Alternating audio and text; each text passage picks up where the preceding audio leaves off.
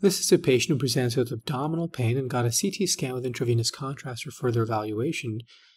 As we scroll through this, we can see that there's clearly a large mass in the central aspect of the abdomen. You look at the borders, they're somewhat lobulated. Internally, looks very heterogeneous. There are components that are somewhat higher in attenuation with soft tissue components, components that are more cystic in their attenuation. They may be representing areas of necrosis. There's also some calcium along portions of the mass. And what's it doing to the organs in the abdomen over here? Well, we can see that the kidney has hydronephrosis. There's some mass effect, certainly on the ureter, resulting in that.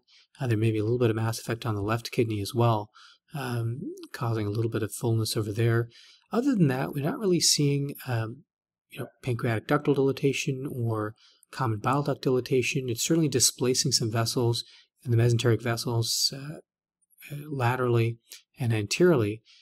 But other than that, the only other thing that we notice at the IVC, you can see it nicely over here. As it goes downwards, there is really obliteration of the IVC from this mass, and there may be even some focal invasion of the IVC, certainly along its more caudal aspect. And so, tough mass to know what this represents. It's tough to know if it's coming from an organ. Certainly if it's coming from the pancreas, there's a differential for something that looks like this.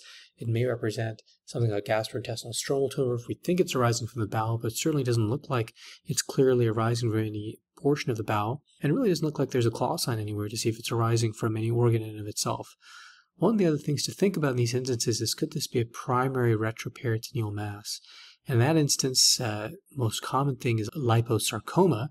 Those tend to contain fat. This doesn't contain fat, and so we'd put it less in our differential, although some of the more aggressive liposarcomas don't tend to contain fat, so that's not a very reliable finding for more aggressive tumors. But the other primary tumor this could represent the retroperitoneum is a leiomyosarcoma. It's the second most common tumor.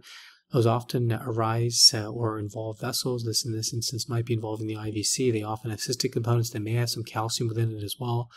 This ended up being resected, and this indeed turned out to be a retroperitoneal leiomyosarcoma.